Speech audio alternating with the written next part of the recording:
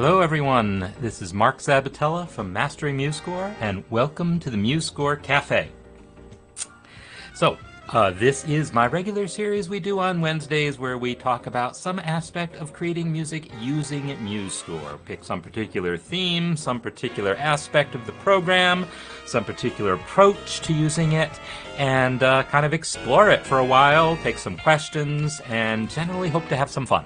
So today we are this is the third Wednesday of the month, and this is a series I've been doing for the last couple years, and I'm kind of enjoying doing this because lots of different things come up. And what it is, I call it the score of the month, and what I do is I take an existing piece of music and enter it into MuseScore. So you can see the process. You can look and see what the finished product's going to look like and how I would go about entering it. Sometimes I talk about the process of composing as you go, but it's all about just all the things that come up entering music as opposed to focusing on one thing like chord symbols or, time signatures or whatever. So that's what we're going to be looking at, and glad to hear that the score of the month is a nice feature for some people. So what we're going to look at today is a piece that we've looked at before a couple years ago when I first wrote this piece. It's a piece that I wrote, and I wrote it pretty quickly. And the way that I wrote it is kind of relevant to why we're doing this and how we're doing this. So this is a piece I wrote for my father shortly after he died. It was for me to perform at his funeral.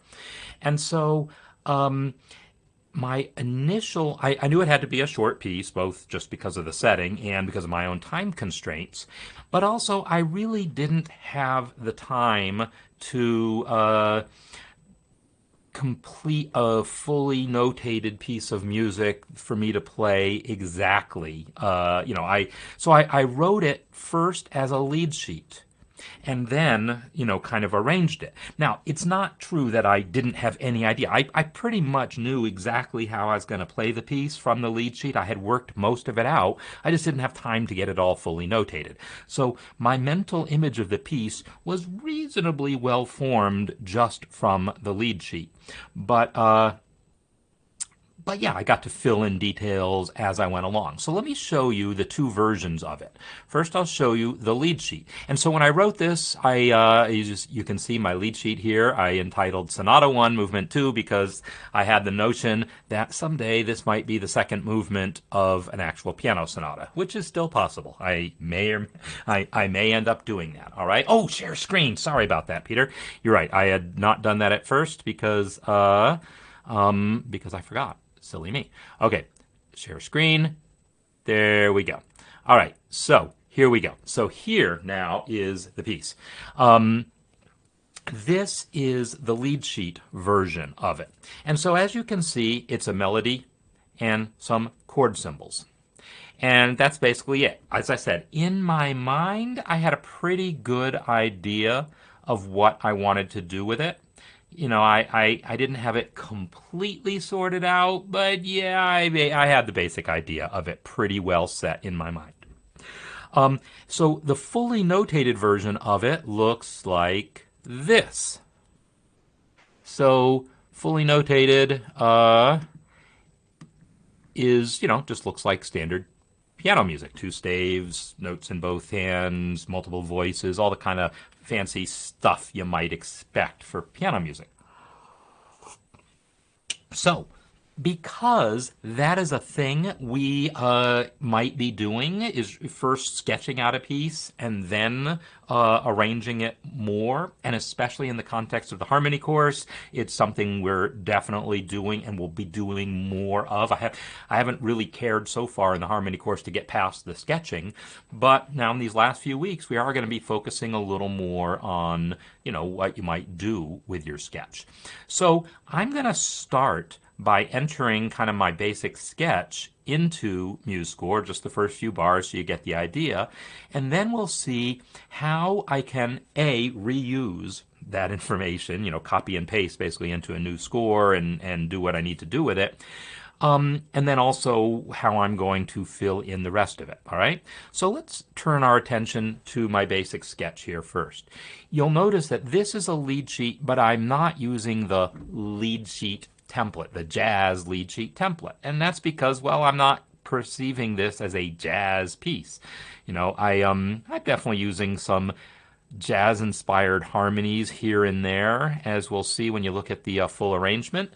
But it's really a fairly straightforward, you know, kind of late classical, early romantic song form type of piece that doesn't really just sort of seemed like an affectation to use the jazz template for. So I'm going to go ahead and I've got a new score started here. And what I'm going to do is I'm going to use the just the treble clef template, right? Under choose instruments, I can pick an instrument and I could choose piano and delete one staff. But I'm going to use create from template and I'm going to say treble clef. And that'll just give me one treble clef staff with a piano sound. And then I know I want my key to be B flat, so I'll pick that. I know I want 4/4. My tempo is actually pretty slow. It's around 60. So I will enter that. And it is 32 measures. I don't know, might be longer, but I'm not going to worry about that, of course, because I can add or remove measures later. I'm now going to enter a title for Dad, which is, you know, now the title of it, and get my name as composer.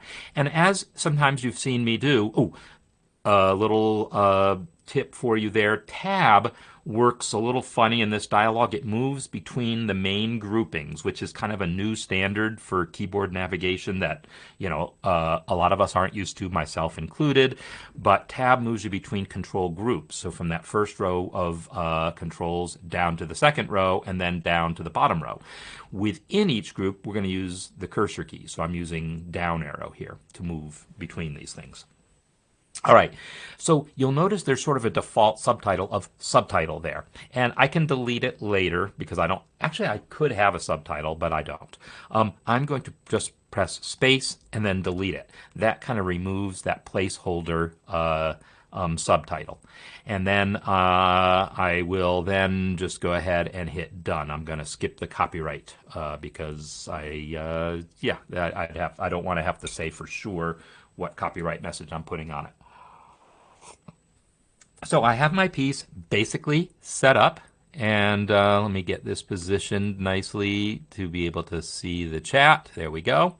All right, now first thing that I'm going to point out is if you look at how I have my screen right now, now that I've shrunk my window a little bit, I can't see the whole score at once. It's a little too big. The default size is 100%. If I hold up my sheet of paper to my screen, it's going to be exactly the same size as this. But because my screen is a little narrower right now, I can't fit the whole thing. So I'm going to set my zoom level to page width. Page width here.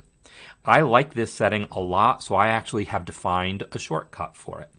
Under Edit, Preferences, Shortcuts, if I type width into here, you'll see zoom to page width is an available action, and I have defined the shortcut control backspace. I mean, not backspace, backslash.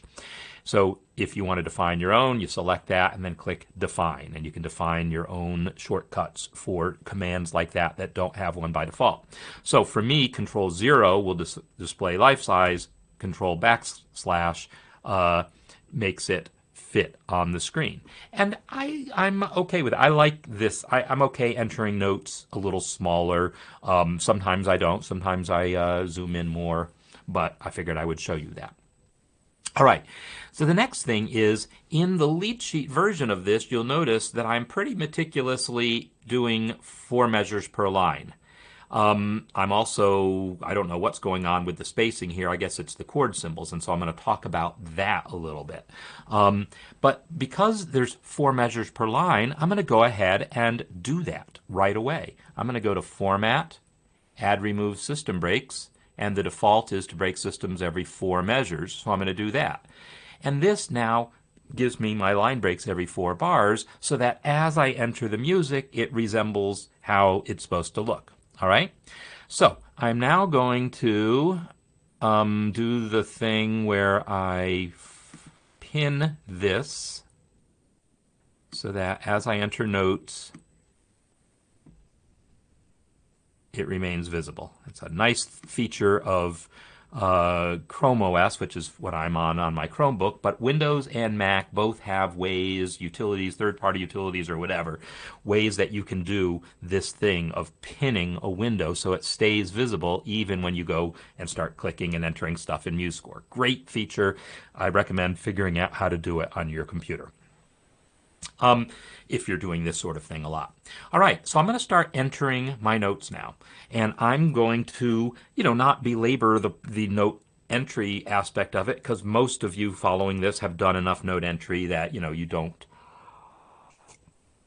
need my help with the basic note entry, but I am still going to narrate what I do. So a half note, I'm going to type 6, shortcut for half note, and then D. And let me turn my volume back up. All right, and then 5 dot for the dotted quarter, and C, 4 for eighth, D, 5, C, A, 4 for eighth, B flat, C, D, E flat, 5, F, D, add the dot, G, 4, D, 6 dot, C, 5, D, and that's the end of the first line. So that's how long it took me to do, and not very long for me to enter that, and took longer than it otherwise would because I'm narrating what I'm doing while I'm doing it. But I can type those notes in faster than I play it because it's a slow piece. I'll play a bit of it for you later. But we're also spoiler alert. I don't know. I kind of like that expression. We are also going to be looking at this piece in terms of the harmonies tomorrow in Music Masterclass. And so I'm going to post this thing afterwards so that people in the harmony course can start looking at it in advance, so we can talk about it a little more in class and talk about analyzing it, because that's kind of what we're doing right now, is analyzing pieces. All right, next I want to enter my chord symbols. So I'm going to click my first note here, Control K for chord symbols. B flat. You just type a lowercase b, it will turn into a flat sign automatically once you move on. So as far as how you move on, there's a number of ways of doing this. You can either press space, and when you press space, you'll notice it's moving a beat at a time, but it also stops on the eighth notes there. It'll move a beat at a time, but it'll also stop for every note. So if there's eighth notes, the cursor stops, and I am going to zoom in more so we can see that a little better. Shift space moves backwards a note or beat at a time. Well, I know this piece does not have, it's mostly changing chord every 2 beats, occasionally every beat. So I'm using semicolon a little more as my shortcut. Semicolon will move a beat at a time and not stop for the intervening notes. Notice how the semicolon here is on beat 4. The cursor is on beat 4. When I press semicolon, it moves all the way to the next measure. It doesn't stop on that D. So I like semicolon and then shift semicolon to move backwards. I use that a lot.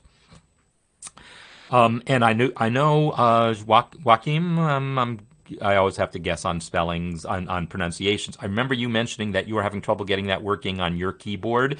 And the problem is, of course, that semicolon is located differently on everyone's keyboard and therefore sends different key codes. And so if it doesn't work on yours, you can go to that preferences and redefine that shortcut. But semicolon generally is how you do this. So anyhow, D7/F sharp, which means a D7 chord with F sharp in the bass, which is basically first inversion. All right, now I'll type semicolon a couple times, and then F sharp for diminished. All I have to do is type lowercase o. This is going to be understood as diminished, and then 7/G. And let me go ahead and hit semicolon. You'll notice that in this, semicolon is the 2 dots with a tail. So it's a dot and a comma. You can think of it this way. Semicolon means it's only half of something, and so it's like half and half. It's like 2 different things. That's how I always remember. So semicolon is the one that's got like 2 sides to it, a dot side and a comma side. I don't know. That's how I remember it.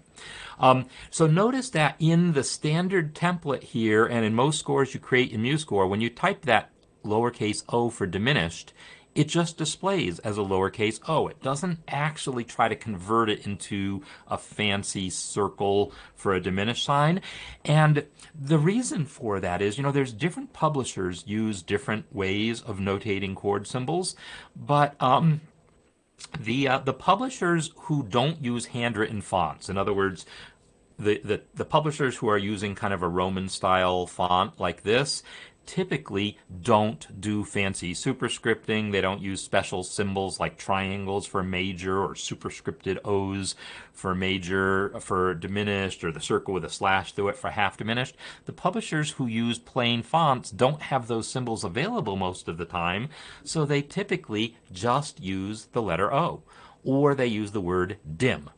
Now, handwritten charts, or charts produced using handwritten looking fonts like MuseScore gives you if you pick the Jazz lead sheet, any of the Jazz templates, does convert that O into the actual diminished sign. It will display triangles, do all those sorts of things. So if you're doing a Jazz chart, then you get those symbols.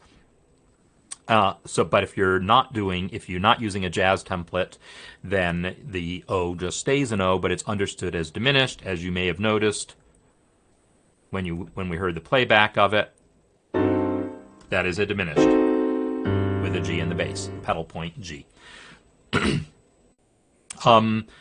So the next chord is E flat, and then a beat later is E flat minor. A little point of style here. I'm using, if you notice in my PDF, I have MI for minor.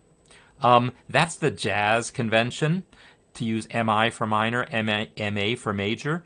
But that's typically only done in published Jazz charts using handwritten fonts. Again, we don't typically see this so much in Roman style fonts.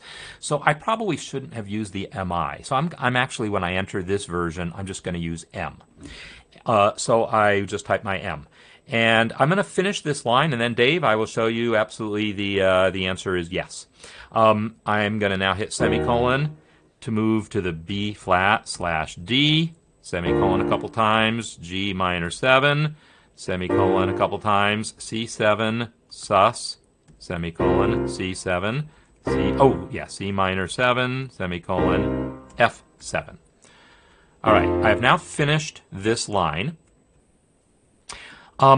Okay, so the first thing that I want to observe, well, actually, before I start observing that, I'm going to go ahead and acknowledge Joachim's comment that yes, if your semicolon if it requires shift to get, it's going to get interpreted as shift comma, and therefore it won't work. Sometimes it works to just redefine it back to itself, and this time when you redefine it, it's going to say, oh, shift comma, why didn't you tell me that to begin with? And it will work. Sometimes it won't. Unfortunately, different keyboard layouts are going to work differently, and therefore the shortcuts don't necessarily always do what they should. All right, so Dave is asking about switching between Jazz and regular standard styles. So yeah, let me show you how to do that. I've got this zoomed in on this measure so we can see how it looks here. I'm now going to go to Format. Oh, by the way, I'm going to save this thing before I forget. I'm going to save this. And I'm going to save it not to my scores folder. I'll save it to Mastering MuseScore Café, because I'm doing this in the Café, and there we go. So this is the version that I did for the Café. There we go. So now I'm going to go to Format, Style, and then find chord symbols. So now is when I wish I hadn't pinned this, but I can still see chord symbols off to the side here. Chord symbols. And here at the top of Format, Style, Chord Symbols, you'll see Standard versus Jazz. Well, watch what happens when I flip from Standard to Jazz. Boom. As soon as I flip to Jazz, I get the handwritten font and I get the superscripting. There's no way to get all of the fancy superscripting without the handwritten font, and there's also, well, you can get the handwritten font without the fancy superscripting, but it's going to look funny because some of the superscripting is built into the font, and so it's kind of complicated how that all works. But in any case, when you switch to Jazz, notice that now we have that Jazz style, and now we have the handwritten font and we have The superscripting the 7 here for D7 is superscripted. The diminished sign is superscripted, and so forth. And then if you're like, nah, I'm going to go back to standard, there we go, back to standard. So that's how you do that. All right. Okay, so Peter is absolutely correct here. If you know you're going to use chord symbols every 2 beats, you can use Control 6. And the reason it's 6 is, well, 6 is the shortcut for half note. So Control 6 basically advances by half note. And I didn't do that only because I saw later on I was going to need some of the chords to be every beat. And I kind of like to just get in a rhythm and not have to think that hard when I'm entering the chord symbols. If I know the whole piece is every 2 beats, I'll use Control 6. If I know the whole piece is every measure, I'll use Control right, because that goes every measure. But if it's kind of keeps changing, I don't know, somehow mentally I like moving by beat and skipping the beats, and that way I have a clearer sense of how long each chord works. I don't know, I'm funny that way.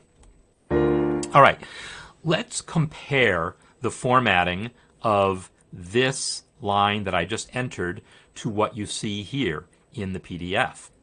You'll notice the PDF is pretty badly spaced, frankly. It's quite badly spaced, really.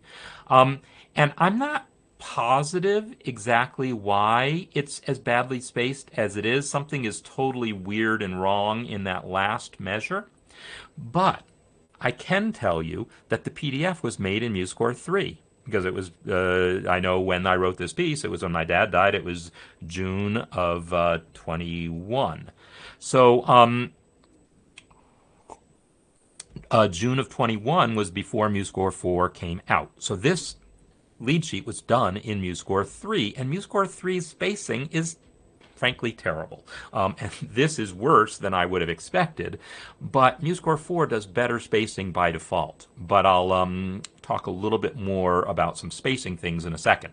Peter's asking about tab. No, tab is, as I showed with the dialog box, tab is reserved for navigation of the user interface.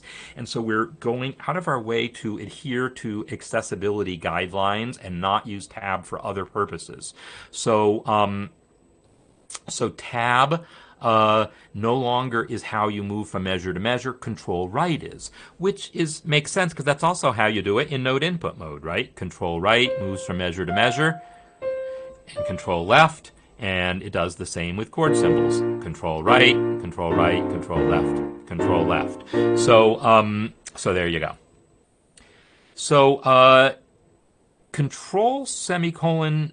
The only reason you should need control when entering semicolon is to put a semicolon inside your chord symbol, which you wouldn't normally do. But in principle, control semicolon would allow you to put a semicolon inside your chord symbol. In practice, it doesn't necessarily work depending on your keyboard. But no, you shouldn't need control. Just plain old semicolon to move forward and shift semicolon to move backwards. So in any case, the spacing here is considerably better. And yeah, it's possible that I somehow mucked with that C minor 7, and that's how my spacing got off in this measure. I'm surprised I wouldn't have caught it, but man, look at the next measure. So look at the next measure, or the next system here.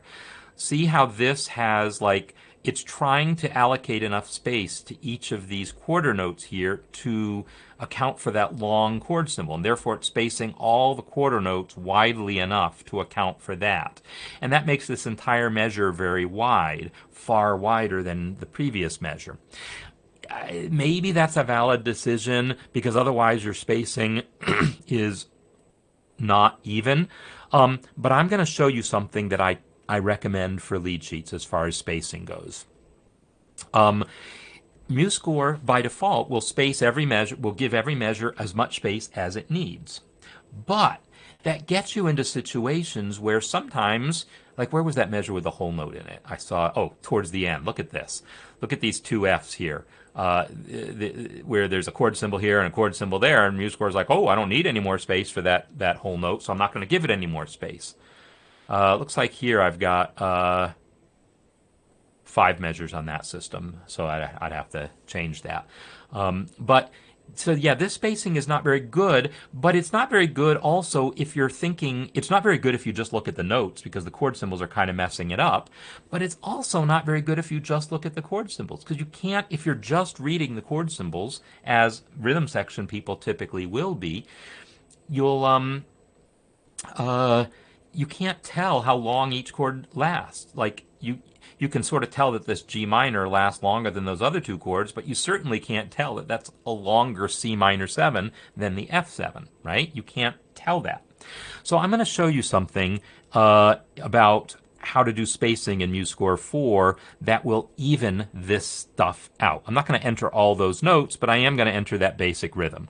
I'm going to enter some eighth notes in one measure, and I'm going to enter a whole note in the next, and then some more eighth notes. Okay, so notice that I've entered eighth notes and a whole note. And now if I enter chord symbols, C, I'm just kind of C, C, C, C, C, C, C. If you're reading the notes, that spacing looks fine, right? Eighth notes are taking less space. The whole note isn't taking a ridiculous amount of space because it would look silly. But if you're reading the chord symbols, this looks kind of bad now because these chords are all 2 beats each. Oh, Allison is observing I have 6 measures, not 5. Yes, you're absolutely right. In this last system, you're right. There are 6 measures. This is a longer phrase. I said 5 because I can't count and because I got fooled by these squished measures. My eyes fooled me. So yeah, there's 6 measures on that system. So if I want to do that for a system, by the way, I would just delete that system break and then add one in manually, etc. So 1, 2, 3, 4, 5, 6. Except it's not that measure. It's the system starting with 21. I need to delete that and add it 1, 2, 3, 4, 5, 6, add it here, and then select everything from there to the end of the score and rerun the add remove system breaks to add them every 4 because it's every 4 from there on out. I forgot that the bridge has an odd length phrase. Totally forgot that. All right, so let's come back to the spacing. If you look at the note spacing, this is good. This is good proportional spacing. It's not directly proportional. The whole note isn't taking 8 times as much space as the eighth note, but it's indirectly, it's logarithmically proportional, which is the right way to do it. But it looks terrible for the chord symbols, because if you're reading the chord symbols, it looks like these 2 C's take less time than the other C's, which isn't true. They're all 2 beats each. So in a lead sheet, there is some value to making your measures more the same length. In other words, letting this whole note measure be wider than it normally would need to be. Normally a whole note measure doesn't need to be as wide as an eighth note measure. It just doesn't. You know, a measure of 8 eighth notes should be wider than a measure of a whole note, except when there's chord symbols. And this just doesn't look there. And so, Joanne, you're saying, yeah, semicolon is normally doesn't require shift on my keyboard, but colon does require shift. So yes, you do need shift, just not control.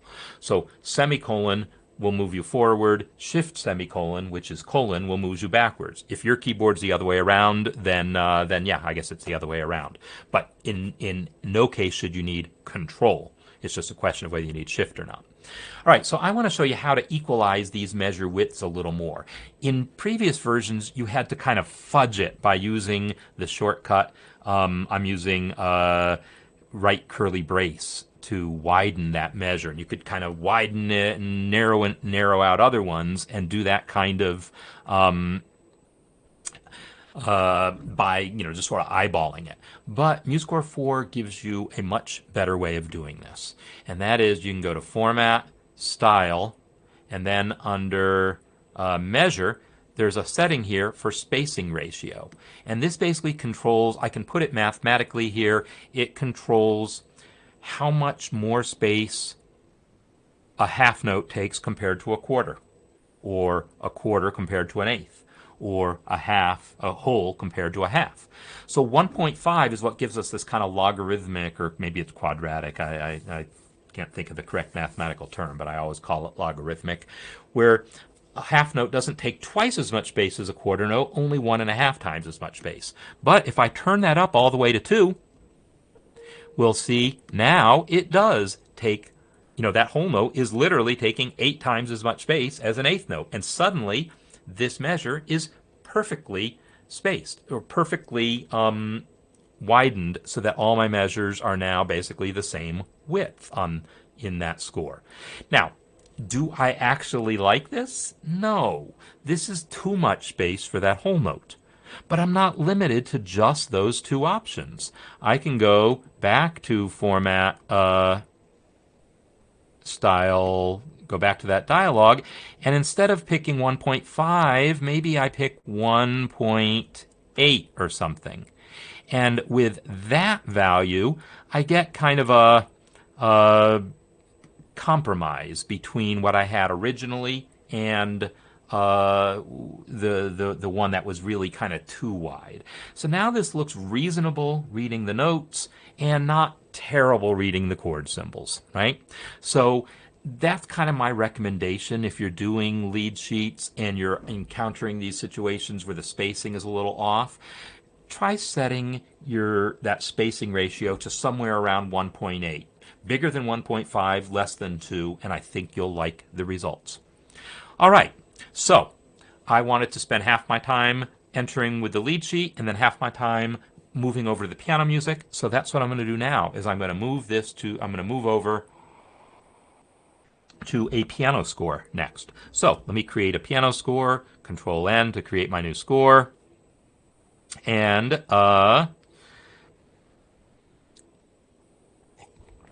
this time I'll pick the Grandstaff template. I could pick the solo piano template, or choose instruments, add piano, but whatever. Grandstaff works just fine.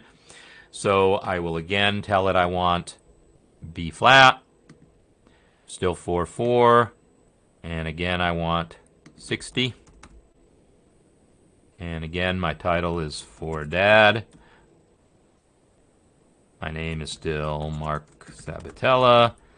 And I still want nothing for a subtitle. All right, now this is set up. For the piano version of the score, I may or may not keep to the 4 measure thing, but I'm at least going to I'm just going to add a couple line breaks here, because I know my first couple of systems are going to want it that way. So now I'm going to flip over to the piano version so you can see that that's the case, right? It is 4 bars, 4 bars. And as we've already seen, there is going to later on be a 6-bar phrase. I think it's mostly 4s and 4s, though. So I am now going to play this thing. Well, first of all, because it's a nice piece. I think you'll like it. But also so you can understand something about the structure of what's going on. What you're going to see is there is a melody here, and the melody is the same one from the lead sheet.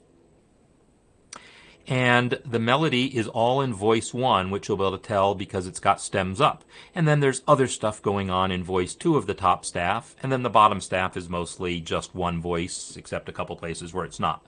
So let me just play those first few bars.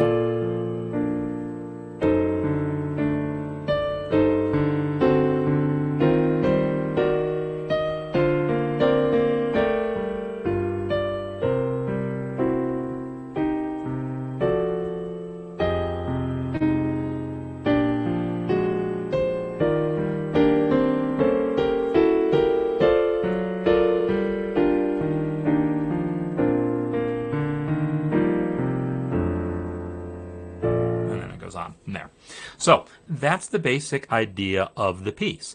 And so what we see is that there's a lot of moving stuff going on here, and that's why when you see that there's a melody going on and then some inner voice motion as well, that's your clue that there's some multiple voices happening, right? And so that's what's happening in this score, and I'm going to be using multiple voices as I enter that first line of music.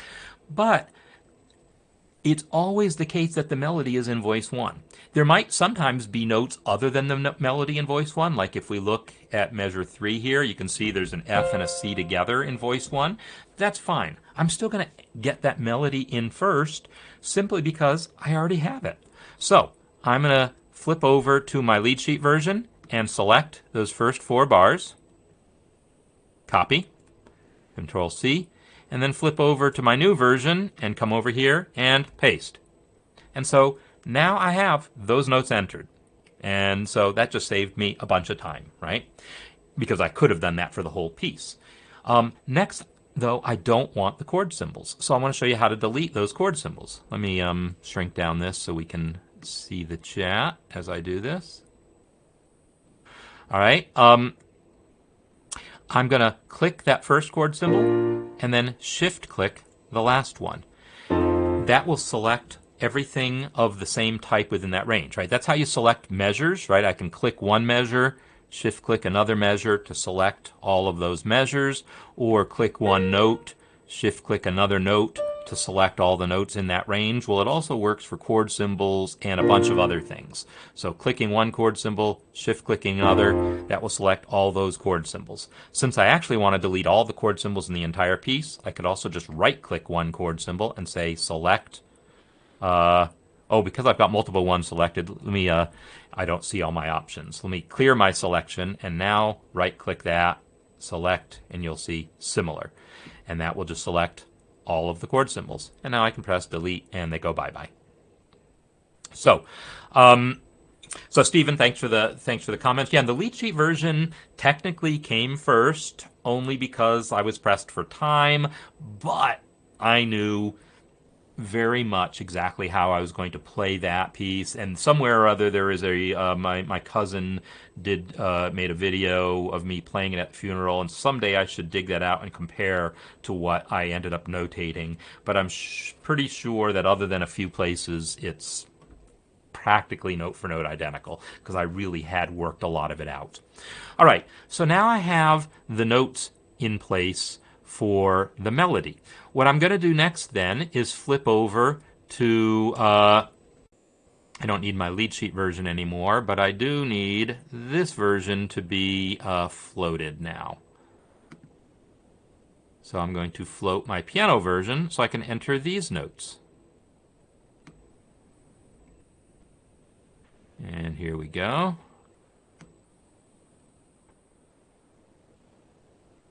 So what I'm going to do is I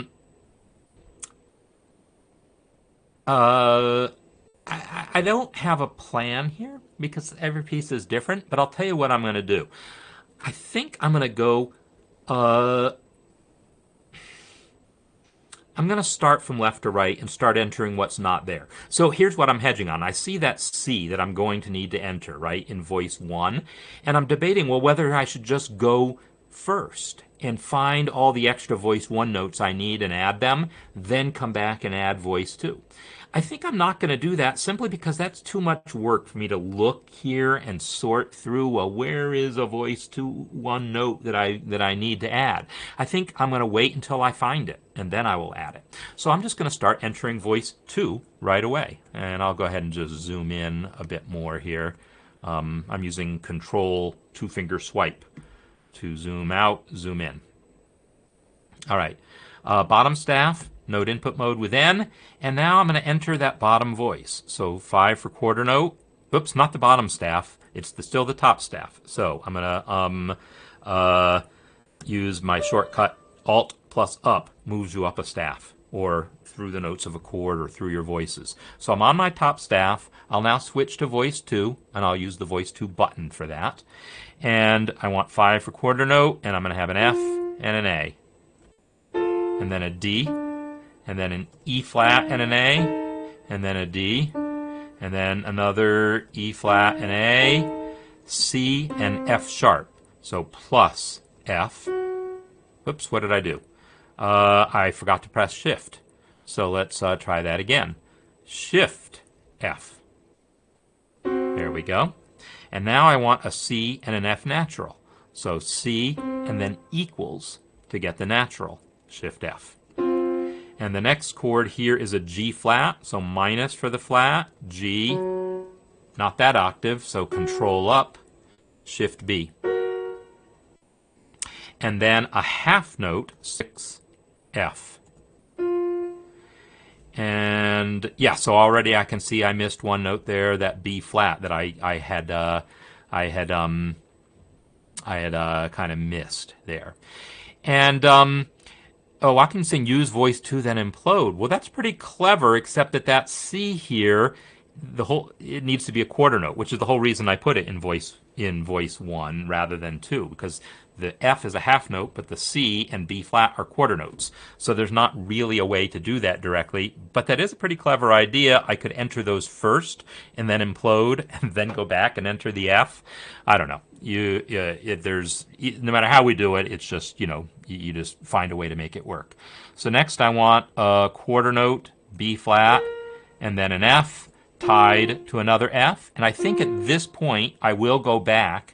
I'll press escape to leave note input mode, and then I will come over to this F and add the missing notes. Note input mode, and I am going to click. I don't click often, but I will click to add the note, because sometimes that's just the fastest way to enter a note below an existing note. So if you already have the melody and you want to just add a note below it, clicking it is a relatively quick way of doing that. The other way would be to make sure your cursor's on that note and then type Shift B and then Control down. And frankly, I do that a lot too. Next, I need a D. Oh, but when I do this, if I try clicking the note here, if I try clicking this quarter note here, if I try clicking under that G, is it going to change that G to a quarter and remove the dot? Yes, it did. So, not happy with that. I am going to use Shift D and then Control down. So there you go. That clicking only works if you already have the right duration selected. So if you haven't already selected the right duration, then Shift letter name followed by Control down is going to be faster. All right. So next, in this measure, I need a B flat below the C. So Shift B and Control down, and then I'm going to need an A below that D. Shift A and then Control down. So I've finished my voice 1 stuff. Let me go back and finish voice 2. I got as far as that tied over F. So now I'll select that voice 2 rest, N for note input mode, and I want an E natural, so equals E with an F sharp. So plus Shift F. Oh, now look at this. 3 voices here, right? 3 voices, because this dotted half is being sustained. That's the melody. And then there's a quarter note, and then there's also a half note. So I'm going to make the musical call that G is my voice 2, because so far I've only needed 2 voices, and that completes the thought nicely. I have F, E, G, G flat, or F, F sharp, G, G flat. That's my voice 2. My voice 3 is nothing, nothing, E flat. That's how I'm perceiving of this piece. When it's your piece, you can decide which notes you want to be in which voices, but that's kind of how I'm perceiving the voice leading as going. So in voice 2, I'm going to enter the G, followed by a G flat, so minus G. So now I need to get voice 3 in here. So I'll move back to the beginning of the measure, and this time I will switch to voice 3. Notice I have a voice 3 icon here. That's because I previously added it, right? If you click the button here, click the gear icon here, you will see all the icons that are available to add to the note input toolbar, and I have previously done that to add the voice 3 and voice 4 icons. They don't show up by default, but they are there for you to use. But in point of fact, I normally don't need those because I know the keyboard shortcut, Control-Alt-3. Control-Alt-3 will switch you to voice 3 whether it's there on the toolbar or not. So I really don't need those things. They are kind of just taking up space, but somehow it bothers me to see voices 1 and 2 and not 3 and 4, because I do, writing for piano, need voice 3 often enough. Once every 4 bars or so in a piece like this, I might need voice 3. All right, so I want that E flat to suddenly appear in voice 3. So that means the first 2 beats are a rest. So I'll type 6, 0 for that rest, and then I'll type minus E to get my E flat, Control down. All right, so at this point, I then have to make a couple decisions here. One is I entered this into voice 3. I entered this into voice 3 here, and I'm going to take a look at yours a second here, Joaquin. But I'm looking at this, and okay, so voice 3 defaulted to stem up, and I don't want that, right? I still want both of these voices to be stem down. So I can either change my mind and say, you know what, I'm going to use voice 4 for that E flat and just go back and do what I just did, or and move and redo it in voice 4, or I could move these notes to voice 4, or I could just flip the stem. No strong preference personally. I'm kind of inclined to flip the stem. There's not a right or wrong about this, but somehow I don't like entering voice 4 until I've used voice 3. There's a variety of reasons for that, but one of them is accessibility. If someone is navigating the score with keyboard and screen reader, they're not seeing the notes on the screen, they're just listening to the screen reader read them. I don't want to have to use voice 4 before I've used voice 3 because it's going to be less obvious there is another voice. They'll figure it out. It's possible to figure it out for sure, but I feel like it's a little...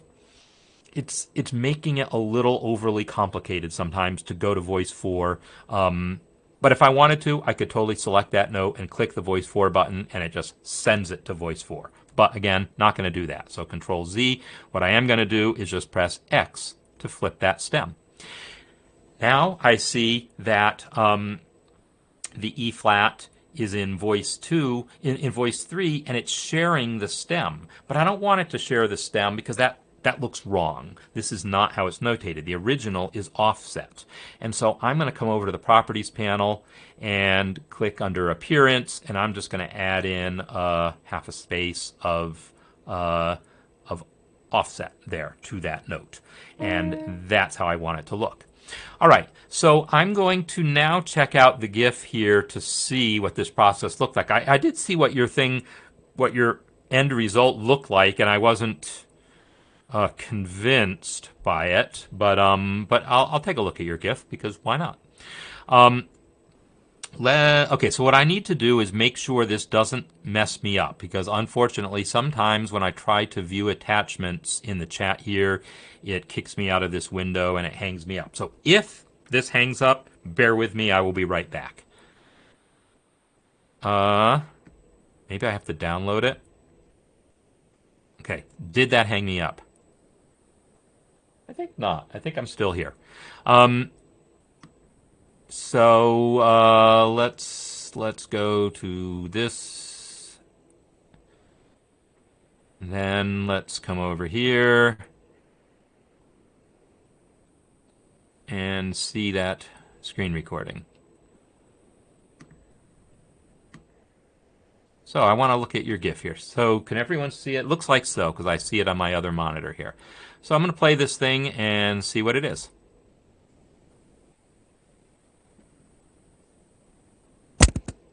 Oh. Okay, so you've entered, I can see now, you've entered more than 2 voices. Yeah. You've entered 3 voices and then imploded it, and it combined those 2. But it then left... So yeah, I think that's what you mean. Yeah, that totally could work. That totally could work. You could enter this using 3 voices and then implode it back down to 2. I wasn't seeing a way to do it entering only into 2 voices, but now I see you've entered really into 3 voices. This F is voice 3. Of course, now you're left with it in voice 3. Which isn't where I want it. It's going to need to, I want it back into voice 2 for basically the same exact reason that I didn't want to use voice 4 in the next measure. So yeah, there's not a right or wrong about it. Whatever works for you to get the end result is what matters. And this is definitely the end result that I want. Wait a minute, I need to look at my score. Where is my score? Here it is.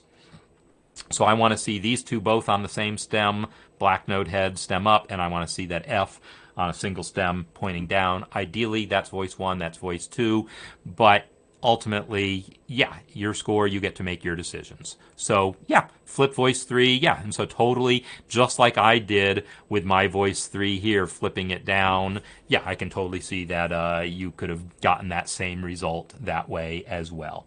So, yeah, definitely multiple ways of doing it, and that's a clever way. And if you do this sort of thing a lot and know that that situation is going to come up a lot, and then you've got a workflow that works for you, by all means. I have to say, I'm a pretty methodical guy in a lot of ways, but I'm pretty seat of my pants when it comes to this kind of stuff. You know, I just enter, I assess the situation and go for it, as opposed to always having a plan.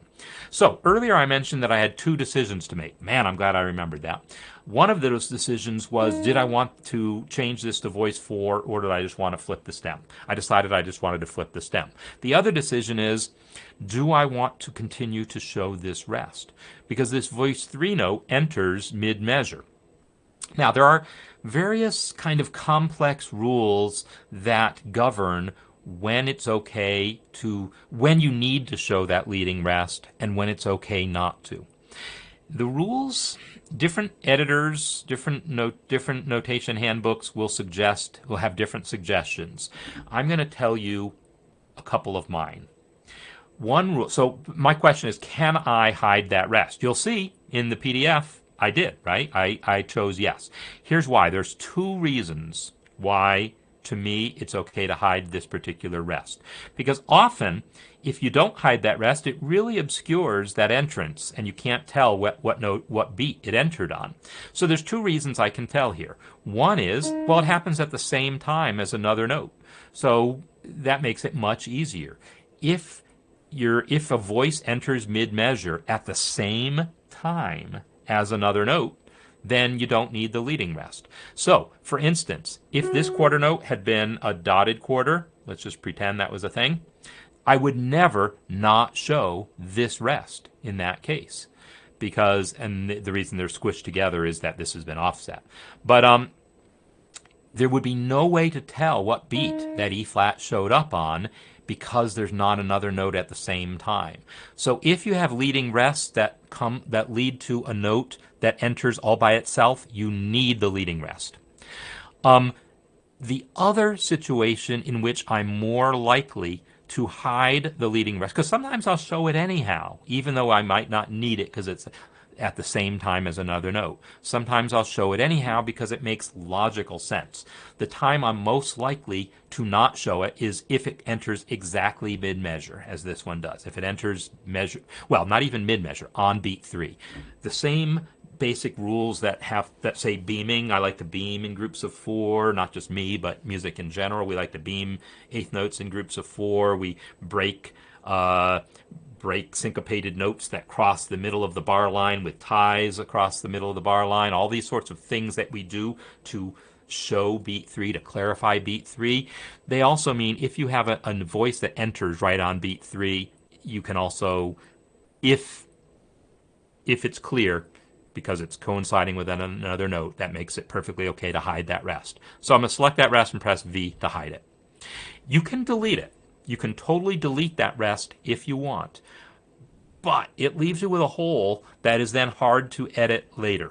And so if you change your mind about something and you want to enter something into those first 2 beats, it's like difficult to do. In fact, I'm just going to show that because it came up recently. I'm going to select that rest and delete it. Now let's say I want to come in here and go to voice 3 and enter something at the beginning of the measure. I'll try to enter a C. Oh, that worked. Well, sometimes you can't. Sometimes those holes are hard. I'll just say that. Sometimes those holes, I don't want to delete that thing. Sometimes those holes are hard to fill, and you have to select the measure and use tools, voices, exchange voice 1 and 2, and exchange voices 1 and 2 twice, and that will recover the deleted rest. So in any case, I don't like to delete rests. I typically just hide them. All right, I'm going to let's see. I'm going to enter that dynamic marking because I want to make sure I do that and get the tempo in there. And yeah, I'll quickly enter those notes also. But I want to get the tempo marking first. So Marla, the floating of the PDF is a feature of the Chromebook. But every operating system has some way of doing it. Somewhere on Mac OS, it's either built into it or it's a third-party utility. Somewhere you can find out how to float Windows. It has nothing to do with MuseScore. It's just a general Windows system thing. So Windows has a way of doing it. Mac OS has a way of doing it. Linux has a way of doing it. On Chrome, it's as simple as hovering over the maximize, minimize button and seeing float. But I don't think any other operating system makes it that simple. But there are ways, and they might involve third-party utilities. All right, so what I want to observe about the dynamic is my inclination here is usually, hey, I see the MP right below those quarter notes, and I start to select a quarter note and then enter a dynamic. Don't do that. The reason is that's voice 2. I want my dynamic to be entered into voice 1. Why? Because the dynamics are associated with specific voices, and when it comes down to the playback and MuseScore is calculating how crescendos work, and starting in MuseScore 4 in 4.2, it's going to become possible to have different dynamics for different voices. It's going to become crucial you attach your dynamic to the right voice. So I want all my dynamics in voice 1. So I'm going to make sure I select the voice 1 note before entering my dynamic, and then I'll come over here and enter my MP. Now, the tempo marking, the default just got entered with a metronome marking because that's how I set it up in the wizard. But if I double click it, I can now edit it to say expressively and then put parentheses around the rest of the text. And now I have that. Let me save this again. And now, didn't I already save that? Oh no, I didn't save this version of it. So yeah, this, because I saved the lead sheet version of it, right? So I'm glad I did that save. So Mastering MuseScore Café, this is for Dad Piano. The other was the lead sheet version. And thanks for the hints. And I love it if other people know how to do on Windows or anything like that. I think on Windows you might need a third-party tool for it, but I do know it's possible. I do know it's possible. All right, I'm just going to enter the left-hand notes really quick. I'm not going to talk through it. I'm just going to enter it so you can see my regular working pace. If I was really doing this, I would type.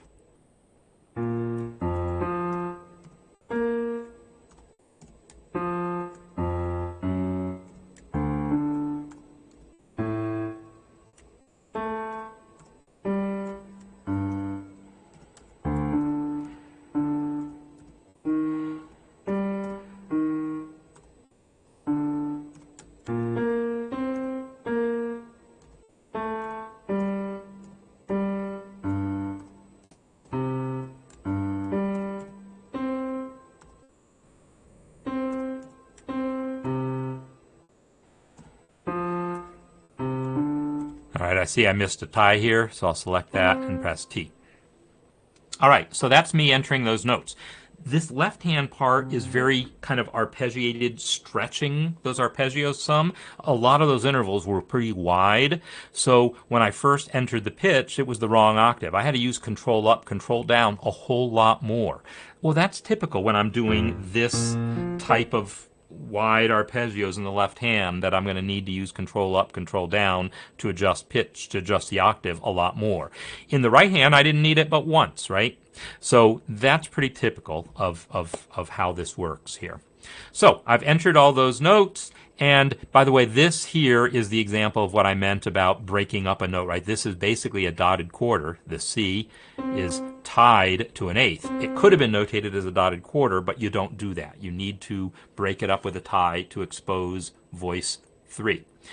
And now, as a double check, I'm just going to go ahead and play this thing and see if it plays or if I notice a wrong note or anything.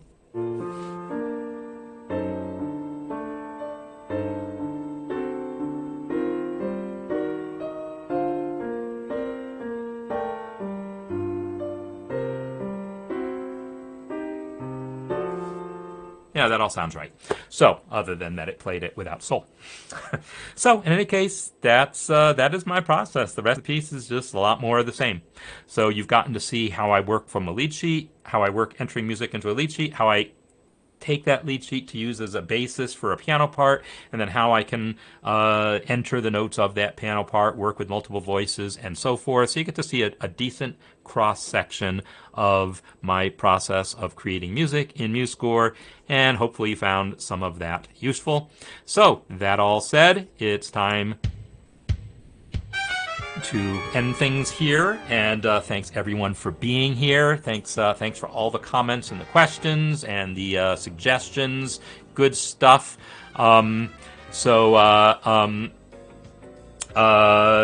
Tomorrow, again, we're going to take this piece and talk through some analysis. So I'm going to post it in the Harmony course, so those of you who are participating there can kind of get a head start, post some comments. Also, if you're working on your own analysis, because that's our project for this week, is harmonic analysis. If you're working on a piece, try to get that in before tomorrow, and we'll take a look at some of your analyses. Yeah, that's what we're going to talk about, because we now have built in the Harmony course all the vocabulary that I want us to have. We have definitions of all the chord types, the secondary dominants and borrowed chords and diminished approach chords and augmented sixth chords and Neapolitans. And so now it's all about really understanding how all the parts fit together. And so we're going to do some analysis, and then we'll just do some more composing and arranging using these concepts. So looking forward to tomorrow and seeing a lot of you there. I will talk to you all next time. Thanks, everyone. Have a great week.